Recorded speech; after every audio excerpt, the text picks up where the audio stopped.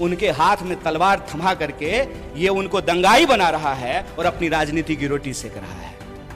अरे इतना खतरा हो गया है धर्म पर, तो तुम अपने बच्चे को भेजने के लिए पढ़ने के लिए बाहर क्यों भेज रहे हो?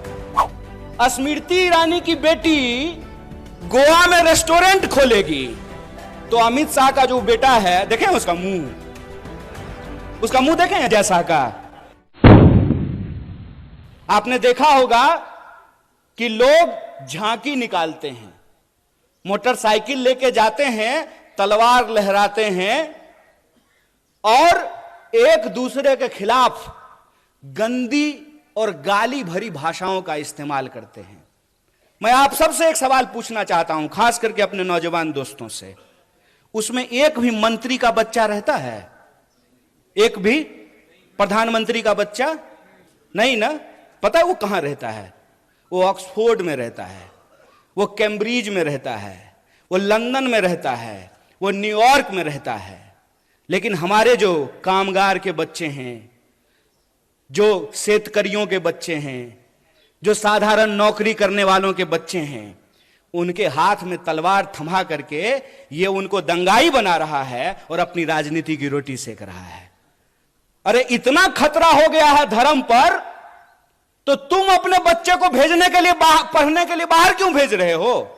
उसको बोलो आकर के हमारे साथ धर्म बचाए, आए हमारे साथ रैली निकाले, झांकी निकाले।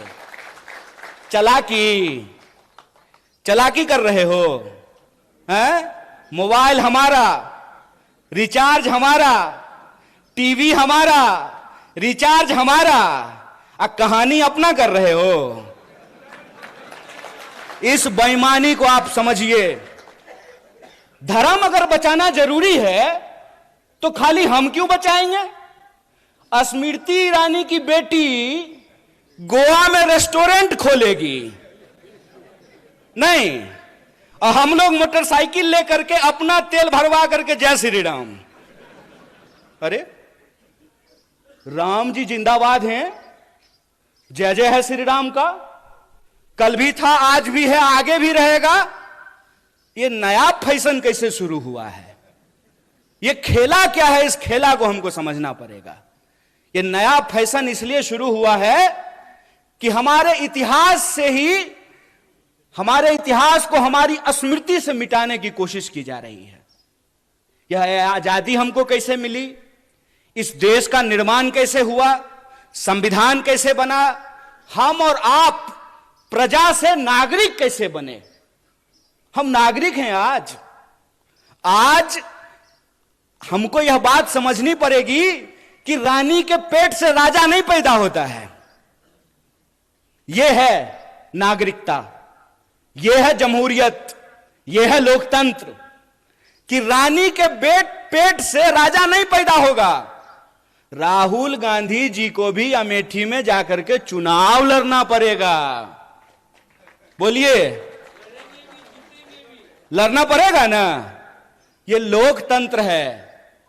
एक बात बताइए, इंदिरा जी चुनाव नहीं लड़ी थी? लड़ी थी ना। राजीव जी चुनाव नहीं लड़े थे? लड़े थे ना। राहुल जी चुनाव लड़ रहे हैं ना। राहुल जी चुनाव जीत करके पार्लियामेंट में है ना। और प्रियंका जी चुनाव नहीं लड़ी हैं तो पार्लियामेंट में है क्या? तो यह परिवारवाद की नई कहानी हमको सुना रही है। तो आप सब अपने मन में विचार कीजिए। आजाद होने का मतलब है आजाद ख्याल से प्रश्न करना। मैं मंच पे खड़ा हूं तो मैं जो भी बोलूंगा उसको आप यूं ही सच मत मान लीजिए। आप अपने मन में विचार कीजिए कि अगर भाजपा कहती है कि राहुल गांधी जी का सांसद बनना परिवारवाद है, तो अमित शाह का जो बेटा है, देखें उसका मुंह देखें अजय शाह का, है? उसका बीसीसीआई का सेक्रेटरी बनना परिवारवाद है कि नहीं है? और ज्योतिरादित्य सिंधिया जब यूपीए में मंत्री थे, उनके पिताजी भी मंत्री थे, माधवराव सिंधिया। तो जब तक वो कांग्रेस में थे तब तक परिवारवाद था, और जो ही मोदी जी के बगल में जाकर के बैठ गए हैं तो ताली बजा रहे हैं। आहा, उनकी सूरत देख रहे हैं। इतना मूर्ख हैं हम लोग, इतना मूर्ख बनाएंगे ये हमको। कि हमारी पार्टी में परिवारवाद है। जो ही आप आरएसएस में शामिल हो जाइएगा तो वो संघ परिवारवाद हो जाता है।